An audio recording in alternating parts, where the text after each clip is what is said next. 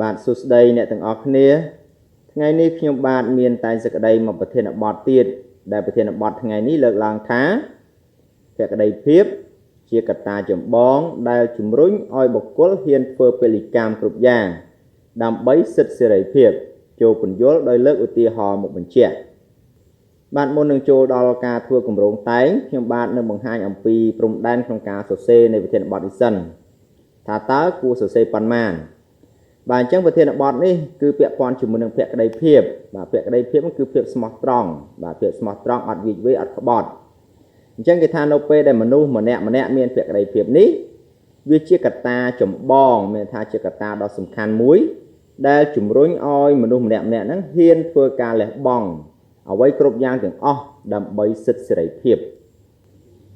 បាទចំពោះការលើកឧទាហរណ៍យកមកបញ្ជាក់អញ្ចឹងយើងអាចលើកយកទិដ្ឋភាព3យ៉ាងទី1ទិដ្ឋភាពសង្គមប្រវត្តិសាស្ត្រនិងអក្សរសិល្ប៍ពីព្រោះថាវាជាប្រធានបទទូទៅ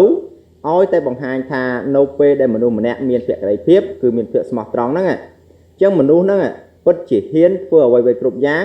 ដើម្បីសិទ្ធិសេរីភាពពិតមែនបាទឥឡូវយើងចូលទៅដល់ការធ្វើគម្រោងតែងលំនាំបញ្ហាសារជាតិពិតនៃអំបិលគឺរសជាតិប្រៃសារជាតិរបស់ស្ករគឺស្ថិតនៅលើរសជាតិផ្អែមហើយសារជាតិនៃសេចក្តីស្នេហាគឺស្ថិតនៅលើភាពស្មោះស្ម័គ្រស្មោះត្រង់ដែលហៅថាភក្តីភាពនេះឯងភក្តីភាពនេះមានឥទ្ធិពលយ៉ាងខ្លាំងក្លាដែលអាចធ្វើឲ្យមនុស្សហ៊ានធ្វើអ្វីៗគ្រប់យ៉ាងទៀតផងបាទបន្ទាប់ពីធ្វើលំនាំបញ្ហាចឹងមកយើងចូលដល់ចំនួនបញ្ហាដោយឈួរលើហេតុផលមួយនេះហើយទើបមានទស្សនៈមួយលើកឡើងថាភក្តីភាពជាកត្តាចម្បងដែលជំរុញឲ្យបុគ្គលហ៊ានធ្វើពលិកម្មគ្រប់យ៉ាងដើម្បីសិទ្ធិសេរីភាពបាទឥឡូវយើងចូលដល់ចំណោទបញ្ហាតើទស្សនៈនេះមានន័យដូចម្ដេចហើយបន្តមកទៀតយើងឃ្លាភ្ជាប់ណាការបកស្រាយមួយមានសេចក្តីពិស្ដារព្រមទាំងក្បោះក្បាយទៅបានអាស្រ័យដោយយើងបានស្វែងយល់នៃពាក្យគន្លឹះប្រធានជាមុនសិនបាទអញ្ចឹងពាក្យដែលយើងត្រូវសិក្សាមានទី1គឺពាក្យភក្តីភាពបាទភក្តីភាពសំដៅទៅលើភាពស្មោះត្រង់មិនក្បត់មិនវិវេហើយពាក្យពលិកម្មមានន័យថាការលះបង់អ្វីៗគ្រប់បែបយ៉ាងដើម្បីបុព្វហេតុអ្វីមួយទៀតគឺពាក្យសិទ្ធិសេរីភាពសំដៅយកសិទ្ធិអំណាចគ្រប់បែបយ៉ាងរបស់មនុស្សក្នុងការរស់នៅដែលស្ថិតនៅក្រោមអំណាចនៃច្បាប់បាទបន្ទាប់ពីបញ្យល់ពាក្យហ្នឹងហើយអស់យើងចូលដល់ពន្យល់នៃប្រធាននេះចង់មានន័យយ៉ាងខ្លីថាសេចក្តីស្មោះត្រង់គឺជាកត្តាចម្បងដែលជំរុញឲ្យបុគ្គលហ៊ានលះបង់អ្វីៗគ្រប់យ៉ាងដើម្បីសិទ្ធិអំណាចក្នុងការរស់នៅឥឡូវយើងចូលដល់ការបកស្រាយប្រធានបាទជាការពិតណាស់ភក្តីភាពជាកត្តាចម្បងដែលជំរុញឲ្យបុគ្គលហ៊ានធ្វើពលិកម្មគ្រប់បែបយ៉ាងដើម្បីសិទ្ធិសេរីភាពព្រោះភក្តីភាពបានជំរុញឲ្យមានបាទអញ្ចឹងនេះគឺជាបញ្ហាមួយដែលផ្ដោតសំខាន់លើតម្លៃនៃភាពស្មោះត្រង់នៅពេលដែលមនុស្សម្នាក់មានភាពស្មោះត្រង់មិនមានភាពវិវេស្មោះស្ម័គ្រជឿជាក់គ្នាទៅវិញទៅមកអញ្ចឹងនោះប្រកាសជាមានអីកើតឡើងខ្លះទី1គឺមានសុភមង្គលនិងសន្តិភាពដែលជាសេចក្តីសុខសពបែបយ៉ាងទាំងកាយទាំងចិត្តបាទទី2ដោយសារតែមានភាពស្មោះត្រង់នឹងហើយទើបធ្វើឲ្យមនុស្សនឹងអាចមានចិត្តតស៊ូឬបំរាស់ពីសំណាក់នៃការជិះជាន់ពីគ្រប់មជ្ឈដ្ឋានខាងក្រៅបាទមួយទៀតគឺបង្កើតឲ្យមានសេចក្តីអង់អាចក្លាហានមិនខ្លាចស្លាប់ដើម្បីបំណងប្រាថ្នារបស់ខ្លួនហើយចំណុចមួយទៀតគឺមានភាពស្មោះត្រង់នឹងគ្នារួមសាមគ្គីគ្នាជាធ្លុងមួយមិនក្បត់គ្នាបាទហើយចំណុចចុងក្រោយគឺជំរុញឲ្យមនុស្សមានឆន្ទៈមោមុតចំពោះសត្រូវមិនរាថយឬតក់ស្លុតទោះស្ថិតក្នុងស្ថានភាពលំបាកបែបណាក៏ដោយបាទអញ្ចឹងដោយសារតែមានភក្តីភាពឥឡូវយើងមកមើលក្នុងទិដ្ឋភាពសង្គមយើងវិញថាតើមនុស្សនៅក្នុងសង្គមដែលមានភក្តីភាពគឺភាពស្មោះត្រង់ហ្នឹងតើពួកគេបានធ្វើអ្វីខ្លះដើម្បីសិទ្ធិសេរីភាពរបស់ពួកគេអញ្ចឹងយើងឃើញថាដោយសារតែមានភក្តីភាពចំពោះជាតិមាតុភូមិបាទហ្នឹងស្រឡាញ់ជាតិស្មោះនឹងជាតិអញ្ចឹងឃើញថាមានប្រជាពលរដ្ឋជាច្រើនបានចូលរួមបម្រើកងទ័ពដើម្បីការពារជាតិនិងទឹកដីប្រឈមមុខនឹងសត្រូវឈ្លានពានដើម្បីសេរីភាពឯករាជ្យ ទោះត្រូវលះបង់អាយុជីវិតយ៉ាងណាក្តីបាទអញ្ចឹងគ្រប់សម័យកាលទាំងអស់ដែលតាំងពីដើមមកតាំងពីសម័យបុរាណរហូតមកដល់បច្ចុប្បន្ននេះយើងឃើញថានៅក្នុងស្ថានភាពណាក៏ដោយទោះបីជាប្រទេសសន្តិភាពក៏ដោយប្រទេសជួបប្រទះនឹងសង្គ្រាមក៏ដោយប្រជាពលរដ្ឋនៅតែចូលរួមយ៉ាងសស្រាក់សស្រាំដោយសារអីដោយសារតែស្រឡាញ់ជាតិដោយសារតែស្មោះត្រង់នឹងជាតិឲ្យតម្លៃលើជាតិជាធំបាទភាពស្មោះត្រង់ពោពេញទៅដោយវីរភាពនេះត្រូវបានមនុស្សគ្រប់ជំនាន់ចងចាំនិងកត់ត្រាទុកក្នុងប្រវត្តិសាស្ត្រជាតិឥឡូវយើងមើលចំណុចមួយទៀតនៅក្នុងសង្គមយើងដដែលយើងឃើញថាកម្ពុជាកំពុងប្រឈមមុខនឹងជំងឺ Covid-19 ដ៏កាចសាហាវបានឆក់យកជីវិតប្រជាជនខ្មែរយើងជារៀងរាល់ថ្ងៃតែដោយសារស្មារតីនៃភក្តីភាពនេះហើយបានជំរុញទឹកចិត្តឲ្យក្រុមគ្រូពេទ្យរបស់យើងមានស្មារតីលះបង់កាន់តែខ្ពស់គឺដើម្បីបដូរយកសិទ្ធិរស់រានមានជីវិតឲ្យប្រជាជនរបស់ខ្លួនប្រឆាំងនឹងជំងឺនេះឈរលើគោលបំណងនេះហើយទើបពួកលោកបានធ្វើការព្យាបាលទាំងយប់ទាំងថ្ងៃយ៉ាងយកចិត្តទុកដាក់លើកទឹកចិត្តដល់ខ្លួនឯងនិងអ្នកជំងឺឲ្យមានសង្ឃឹមរស់តទៅទៀតបាទចំពោះបញ្ហានេះយើងមិនអាចបដិសេធចោលចំពោះការលះបង់ដ៏ខ្ពស់របស់ពួកគាត់ទេយើងឃើញថាការប្រឹងប្រែងរបស់ពួកគាត់គឺដើម្បីតែអីដើម្បីតែប្រជាជនដើម្បីប្រទេសជាតិដើម្បីឲ្យការរស់នៅរបស់ប្រជាជនហ្នឹងវិលត្រឡប់ទៅរកភាពដើមវិញល្អប្រសើរឡើងវិញបាទចំណុចទី3បាទពាក់ព័ន្ធជាមួយនឹងទិដ្ឋភាពសង្គមដែលបាទយើងឃើញថាមានកម្មករជាច្រើនបានរួបរวมគ្នាធ្វើបាតកម្មដើម្បីទាមទារសិទ្ធិសេរីភាពក្នុងការរស់នៅឲ្យទទួលបានប្រាក់បំណាច់សមស្របមានពេលវេលាឈប់សម្រាកការថែរក្សាសុខភាពទោះត្រូវប្រឈមមុខពីសំណាក់នយោជកឬអាជ្ញាធរមានអំណាចយ៉ាងណាក្តីចំណុចនេះហើយបានធ្វើឲ្យកម្មកររបស់យើងនាពេលសប្តាហ៍នេះទទួលបានអត្ថប្រយោជន៍ស័ក្តិសមនឹងកម្លាំងពលកម្មរបស់ខ្លួនរួចផុតពីការកេងប្រវ័ញ្ចកម្លាំងពលកម្មបាទយើងឃើញថាពីសម័យមុនរហូតមកដល់បច្ចុប្បន្ននេះការធ្វើការងារជាកម្មករជាកម្មការិនីអីផ្សេងនៅគ្រប់ទីកន្លែងទាំងអស់មិនថាក្នុងប្រទេសក្រៅប្រទេសទេកម្មករកាន់តែទទួលបាននូវសិទ្ធិបាទសេរីភាពក្នុងការបំពេញកិច្ចការងាររបស់ខ្លួនបានល្អប្រសើរដោយមានម៉ោងពេលអីត្រឹមត្រូវបាទមានប្រាក់បន្ថែមមានការថែមម៉ោងក៏ទទួលបានប្រាក់កម្រៃយ៉ាងទៅពេលឈប់សម្រាកថ្ងៃបុណ្យជាតិឬក៏ពេលដែលមានជំងឺទទួលបានសេវាថែរក្សាសុខភាពឯជាដើមឥឡូវយើងបន្តទៅចំណុចមួយទៀតចំពោះបញ្ហានៃភាពស្មោះត្រង់ហ្នឹងថាតើនៅក្នុងប្រវត្តិសាស្ត្រហ្នឹងមានដែរឬទេបាទអញ្ចឹងនៅក្នុងប្រវត្តិសាស្ត្រក៏យើងសង្កេតឃើញដែរថាដោយសារតែភាពស្មោះត្រង់ហ្នឹងក៏មានអ្នកដែលហ៊ានលះបង់នៅអ្វីៗគ្រប់យ៉ាងទាំងអស់ដើម្បីតែផលប្រយោជន៍រួមដើម្បីផលប្រយោជន៍ប្រទេសឥឡូវយើងឃើញយ៉ាងណាមិញបាទយ៉ាងណាមិញព្រះបាទជ័យវរ្ម័នទី7បានតស៊ូប្រយុទ្ធប្រឆាំងនឹងពួកចាមកសាងទឹកដីពង្រីកអានុភាពអរិយធម៌ជាតិឲ្យល្បីរន្ទឺពាសពេញពិភពលោក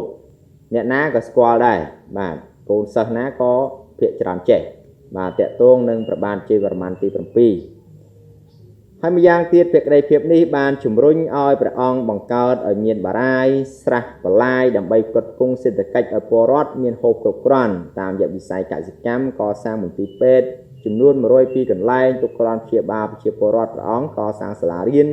ប្រាង្គប្រាសាទយ៉ាងសម្បូរបែបបាទទាំងអស់នេះគឺសុទ្ធតែកើតឡើងដោយសារតែភាពស្មោះត្រង់នឹងឯងកាលណាមានភាពស្មោះត្រង់ធ្វើឲ្យខ្លួនឯងមានទឹកចិត្តស្រឡាញ់កាលណាស្រឡាញ់ចង់ថែរក្សានៅពេលដែលចង់ថែរក្សាគឺរិះរកហើយគ្រប់មធ្យោបាយគ្រប់វិធីទាំងអស់ដើម្បីឲ្យប្រជាជនក៏ដូចជាអ្នកដែលរស់នៅជុំវិញខ្លួនទទួលបានសេចក្តីសុខបាទឥឡូវយើងចូលដល់ចំណុចមួយទៀតគឺពាក់ព័ន្ធជាមួយនឹងប្រវត្តិសាស្ត្រដដែលយើងឃើញថាលោកអាចារ្យហែមជាវកលាហុំគង់ពោកំបោអាចារ្យស្វាយជាដើមបាទពួកគាត់ហ៊ានធ្វើពលកម្មចំពោះជាតិប្រឆាំងនឹងពួកអាណានិគមនិយមបារាំង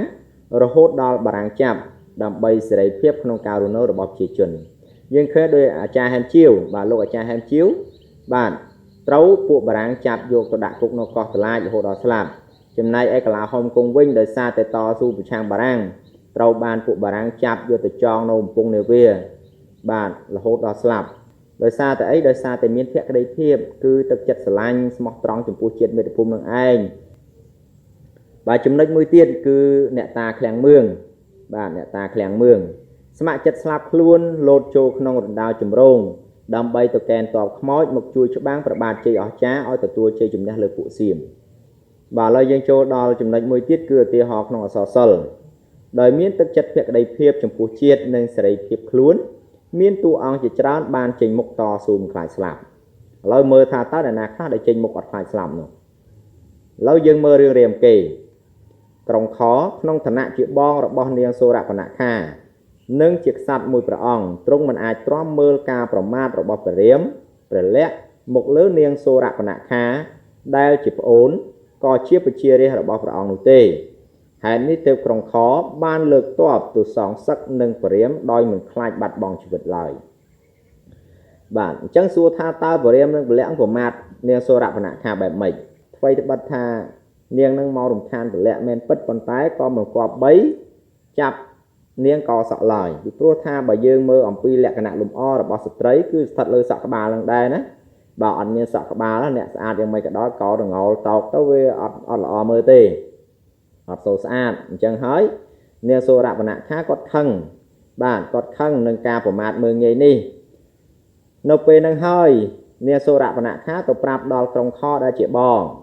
បាទអញ្ចឹងក្រុងខនេះគ្រាន់តែឮសូរដំណឹងនឹងភ្លាមដោយសារតែនេះមានភក្តីភាពហ្នឹងស្រឡាញ់ប្អូនណាបាទស្រឡាញ់ប្អូនស្រឡាញ់សាច់ញាតិហើយម្យ៉ាងទៀតនេះគឺមិនមែនជារឿងរវាងបុគ្គលនិងបុគ្គលទេវាពាក់ព័ន្ធជាមួយនឹងបញ្ហាជាតិសាសន៍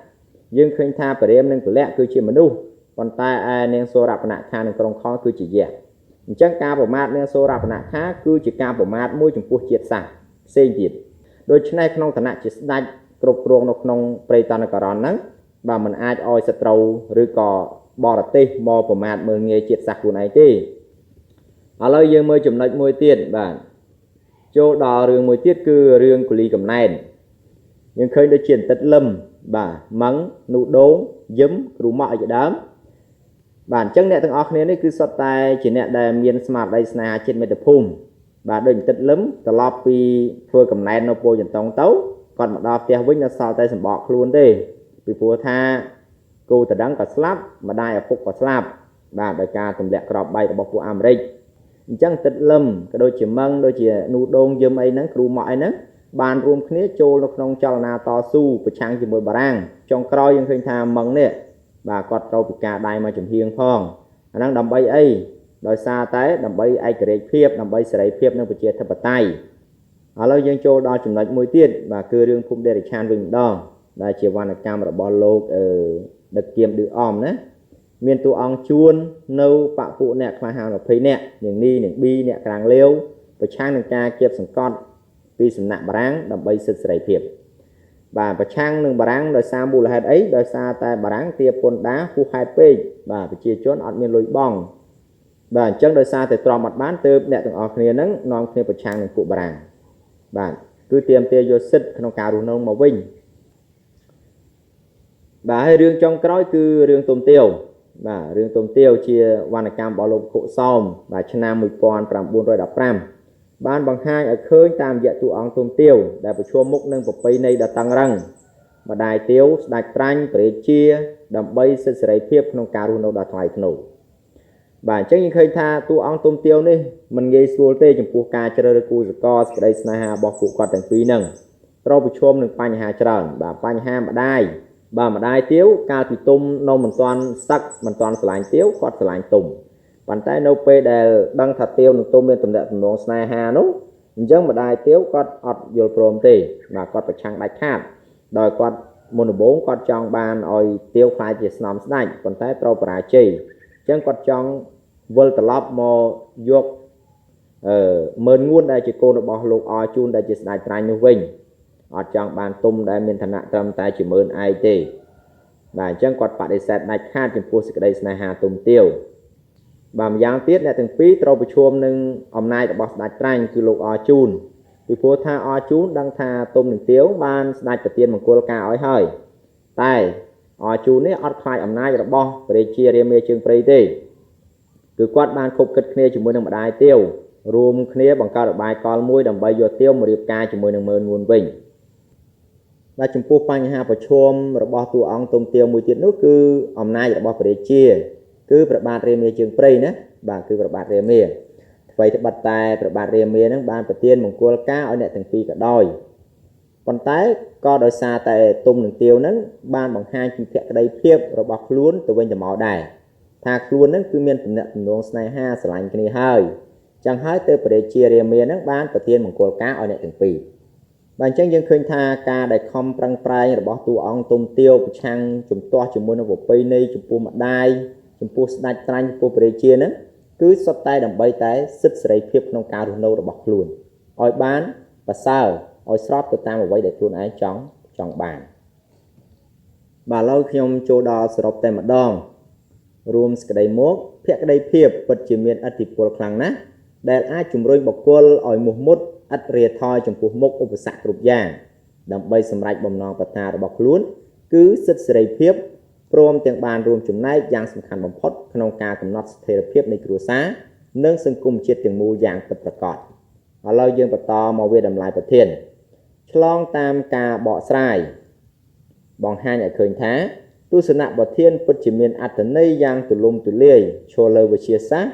នៃការវិភាគទៅលើចិត្តវិទ្យាក្នុងការជំរុញឲ្យមនុស្សមានឆន្ទៈក្នុងការតស៊ូបាទនេះយោបល់ឬក៏ទស្សនៈតខ្លួនទន្ទឹមនឹងនេះទស្សនៈប្រធានបានផ្ដល់ការអប់រំដល់មនុស្សគ្រប់រូបឲ្យមើលឃើញពីតម្លៃនៃភក្តីភាពដោយឲ្យចេះស្មោះត្រង់រវាងគ្នាទៅវិញទៅមកដែលជាគុណធម៌ដ៏ប្រពៃមិនអាចខ្វះបានឡើយព្រោះនាំឲ្យសង្គមជាតិនិងគ្រួសារឈានទៅរកសុភមង្គលនិងអភិវឌ្ឍន៍បាទការធ្វើគម្រោងប្លង់តែងលើប្រធានបទមួយនេះចប់តែប៉ុណ្ណេះហើយក៏សូមថ្លែងអំណរគុណយ៉ាងជ្រាលជ្រៅចំពោះអ្នកដែលបានចូលរួមសិក្សាលើប្រធានបទមួយនេះហើយក៏សូមខន្តីអភ័យទោសចំពោះកំហុសឆ្គងដែលកើតមានដោយអចេតនាណាមួយសូមអរគុណសូមជម្រាបលា